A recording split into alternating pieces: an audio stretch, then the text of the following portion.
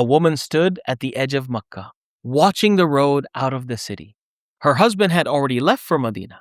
Her son had been taken from her arms by force, and she was told she could not follow either of them. So every day for an entire year, she walked to the same spot on the outskirts of the city and she cried.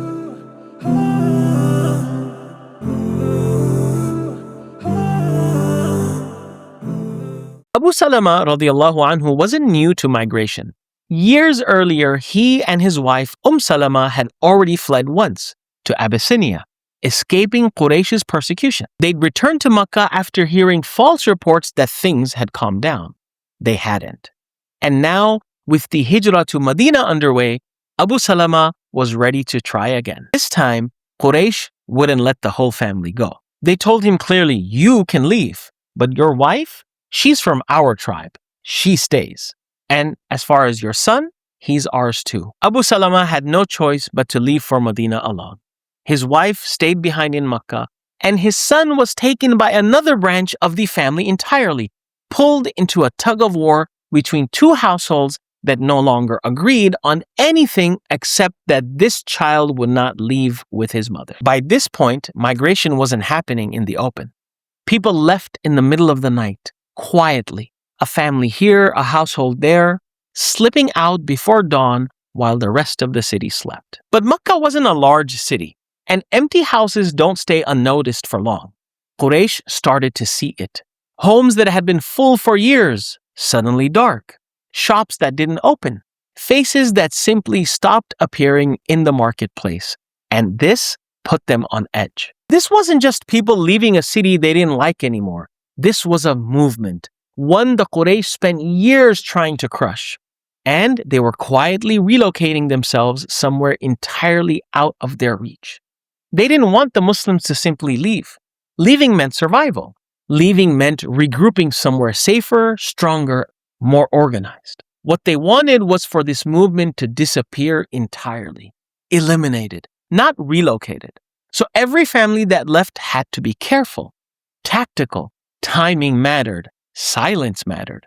One wrong whisper could mean the difference between a quiet departure and something far worse. This is the atmosphere Salamah was living inside. Not just personal grief, but a city that had grown suspicious, watchful, and increasingly dangerous for anyone connected to this new faith. Salamah later described what came next in her own words. "For a whole year, I went to the outskirts of Makkah and cried every day." Think about that. Not once, not for a few weeks while the shock wore off. Every single day for a full year, she walked to the edge of the city, the same direction her husband and son had gone, and she wept. Picture what Makkah must have felt like to her during that year. The same streets she'd always known, now emptier. Neighbors she'd trusted, now sending their children away with someone else's family. A city growing more tense by the week, more suspicious of anyone who prayed the way she did. And through all of it, she had no idea what was happening to the two people she loved most. No letters, no messengers, no way of knowing if her husband had even survived the journey, or if her son remembered her voice. Just that same walk to the edge of the city, every day, waiting for news that never came. This is the part of Hijrah rarely talked about. Not the danger of the road, not the politics of the Quraysh, just a mother alone, grieving a separation she never agreed to and couldn't undo. Eventually, some of her relatives intervened on her behalf. Whatever pressure or persuasion it took, it worked. Salamah was finally granted permission to leave Makkah, with her son returned to her. She set out alone, a woman, a young child, and the long road of Medina ahead of her. No husband beside her, no armed escort, just her and her son, heading into the same uncertain distance so many others had already crossed. As she approached a place called Tan'im, she crossed paths with a man named Uthmān ibn Ṭalḥah. He wasn't a Muslim, not yet, but he was known for something else, his character. Surprised to find a woman traveling alone with a child, he asked her where she was headed and why. When she explained, his response was immediate. "By Allah, this shall not happen. I will escort you myself. What followed says as much about Uthmān as anything he did afterwards. He walked the entire journey, more than 2 weeks, on foot beside her camel. Not riding, not resting while she carried the burden, walking step by step the whole distance to Medina. He only spoke when necessary. No over-familiarity, no expectation of anything in return. Just quiet, careful protection of a woman who had no one else to rely on. When they finally reached Medina, he pointed her toward her husband's house, and then he turned around and walked all the way back to Makkah alone. He asked for nothing. Try to imagine the final stretch of road into Medina. A year of grief behind her, 2 weeks of walking beside a stranger who asked for nothing, and now, finally, a house pointed out in the distance. Her husband's house. We don't have her exact words for that moment, but we don't need them. Think about what it must have meant after months of not knowing if he was even alive. After a year of walking to the edge of a city with no answers waiting for her, to finally see him again. To watch her son run to a father he might have barely remembered. Whatever words were said in that doorway, they were words a year in the making. This is what made the sacrifice worth something. Not that the pain disappeared, but that it ended eventually in a reunion instead of nothing at all. Here's something worth knowing, even briefly for now.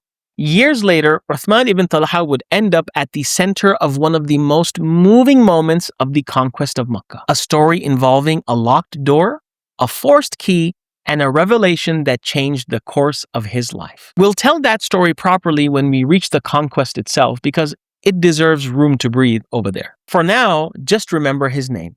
And remember what kind of man he already was long before he ever accepted Islam. The kind who would walk 2 weeks on foot beside a stranger's camel asking for nothing in return. That kind of character doesn't go unnoticed, not by people and not by Allah.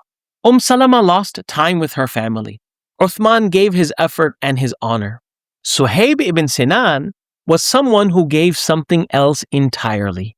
Nearly everything he owned. Suhaib's story starts long before Makkah and long before Islam. As a young child, he was taken captive during a Byzantine raid on his family's territory in Iraq. He grew up far from home, passed between different masters, learning the languages and customs of lands that weren't even his own. Eventually, he made his way into Makkah. Some accounts say he was purchased over there. Others say he arrived through trade connections built over years of captivity. Whatever the exact path, by the time he settled in Makkah, Suhaib had built something remarkable out of very little. A life, a trade, real wealth earned entirely through his own effort in a city that had never been his home to begin with. Then he accepted Islam. And like everyone else, he faced the same choices, staying under increasing persecution or migrate to Medina. When he decided to migrate to Medina, the Quraysh stopped him at the city's edge. Their offer was blunt.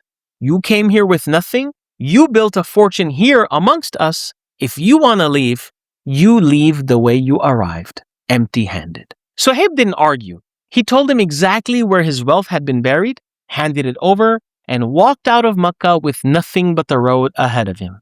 The same way he'd once arrived, as a captive, stripped of everything, starting over in a land not his own. Except this time, he was choosing it. When word reached the Prophet ﷺ of what had happened, he's reported to have simply said, رَبِحَ الْبَيْعُ أَبَا يَحْيَى.